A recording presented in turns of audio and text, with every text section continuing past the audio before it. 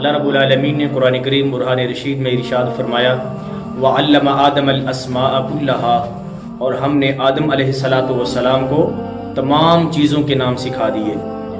اللہ رب العالمین نے حضرت آدم علیہ السلام کو جب پیدا فرمایا، جنت میں داخل فرمایا، جنت میں اللہ رب العالمین نے جب فرشتوں کو فرمایا نا کہ آدم علیہ السلام کو سجدہ کرو، تو فرشتوں نے سجدہ تو کر دیا۔ شیطان کہنے لگا کہ اے الہ العالمین، میں اس کو سجدہ نہیں کروں گا، میں اس سے افضل ہوں۔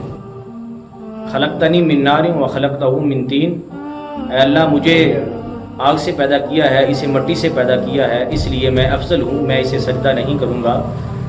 تو رب ذوالجلال خالق کائنات نے فرمایا ابا واستکبر وکان من الکافرین، نکل جا میری بارگاہ سے، تو کافر ہو گیا ہے۔ تو آدم علیہ السلام کو اللہ نے فرشتوں پر جس وجہ سے افضل کیا وہ ہے علم۔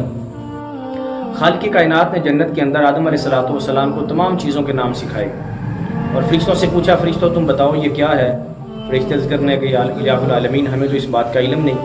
اللہ نے فرمایا آدم تم بتاؤ، تو آدم علیہ السلام نے جنت کی تمام نعمتوں کے نام بتا دیے۔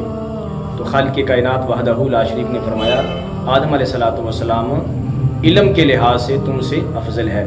اور آدم علیہ السلام کو اللہ رب العالمین نے 7 لاکھ زبانیں عطا فرمائی، یعنی کہ آدم علیہ السلام 7 لاکھ زبانوں کے ماہر تھے، جو وہ بول سکتے تھے۔